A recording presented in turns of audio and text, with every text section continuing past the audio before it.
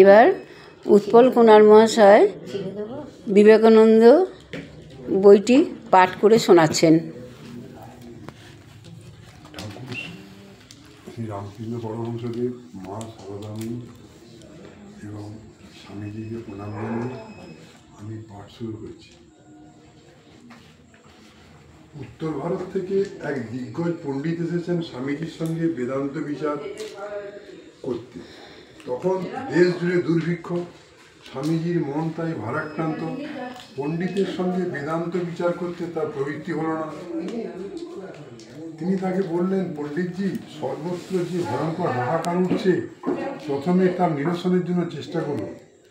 এক মুঠো অন্যের জন্য আপনার দেশবাসী যে হৃদয় বিদারক আর্তনাদ করছে, তার প্রতিকারের চেষ্টা করুন। তারপর আমার সঙ্গে বেদান্ত বিচার করতে আসবেন। হাজার হাজার লোক অনাহারে মরছে, তাদের রক্ষা করার জন্য নিজের সর্বস্ব উৎসর্গ করা, এই হলো বেদান্ত ধর্মের সারমর্ম।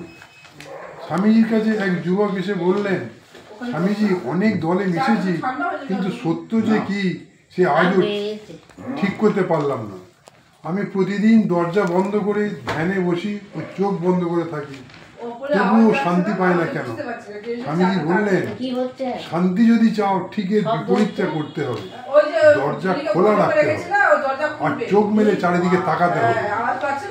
তোমার আশেপাশে কত লোক তোমার সাহায্যের প্রত্যাশায় রয়েছে, তাদের সাহায্য করো।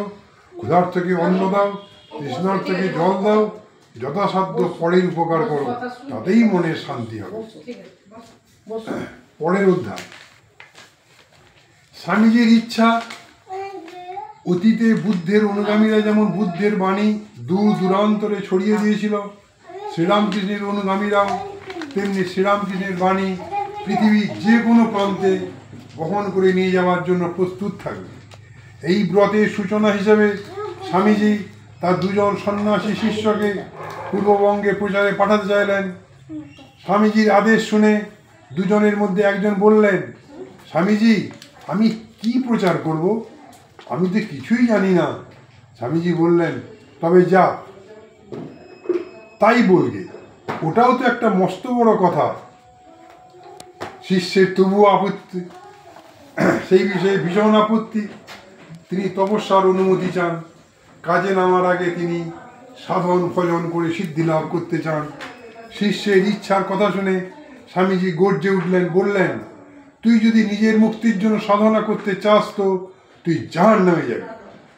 পরমার্থ লাভ করতে হলে পরের মুক্তির জন্য চেষ্টা করো, নিজের মুক্তির ইচ্ছার জলাঞ্জলি দাও, ওই হলো সর্বশ্রেষ্ঠ সাধন।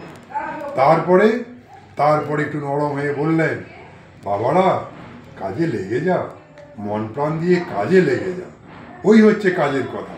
ফলের দিকে দৃষ্টি দিবি না। যদি অপরের কল্যাণ করতে গিয়ে নরকে যেতে হয়, তাতেই বা ক্ষতি কি? স্বার্থপরতা নিয়ে নিজে স্বর্গলাভ করাচ্ছে তার ঢের ভালো। পরের অধ্যায়। বলরাম বসুর বাড়িতে স্বামীজি একদিন তন্ময় হয়ে বেদ ব্যাখ্যা করছেন। উপস্থিত আছেন শিষ্য শরৎচন্দ্র চক্রবর্তী এবং গিরিশচন্দ্র ঘোষ। তাঁরা মুগ্ধ চিত্তে শুনছেন স্বামীজির যুক্তিপূর্ণ সরস ব্যাখ্যা। কিছুক্ষণ পরে গিরিশ ঘোষ বললেন, নরেন, একটা কথা বলি। বেদান্ত তো ঢের পড়লি, কিন্তু এই যে দেশে ঘোর হাহাকার, অন্নাভাব, ব্যভিচার, মহাপাপ, এর উপায় তোমার বেদে কিছু বলেছে? অমুকের বাড়ির গিন্নি এককালে যার বাড়িতে রোজ 50খানা পাতা পড়তো, সে আজ 3 দিন হাঁড়ি চাপায়নি। অমুক বাড়ির ভদ্রমহিলা গুন্ডাদের আক্রমণে মারা গেছেন। অমুক বাড়ির বিধবা সম্পত্তি একজন জোর চুরি করে নিয়েছে। এইসবের প্রতিকার করবার কোনো উপায় তোমার বেদে আছে কি?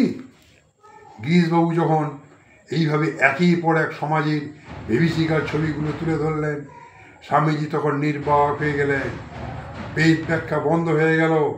তাঁর চোখে জল দেখা দিল। কান্না চাপাবার জন্য তিনি ঘরের বাইরে চলে গেলেন। তখন গিরিশ ঘোষ শরৎচন্দ্র চক্রবর্তীকে বললেন, দেখলি বাঙাল? শরৎচন্দ্র চক্রবর্তী বাঙাল ছিলেন। অত বড় প্রাণ, তো স্বামীজিকে কেবল বেদজ্ঞ পণ্ডিত বলে মানি না, কিন্তু ওই যে জীবের দুঃখে কাঁদতে কাঁদতে বেরিয়ে গেল, এই মহাপ্রাণতার জন্য আমি মানি। এই জন্যই তাকে মান্যতা দিতে হয়। চোখের সামনে দেখলি তো মানুষের দুঃখ কষ্টের কথাগুলো শুনে স্বামীজির হৃদয় করুণায় পূর্ণ হয়ে উঠল। বেদ বেদান্ত সব কোথায় উড়ে গেল। নমস্কার।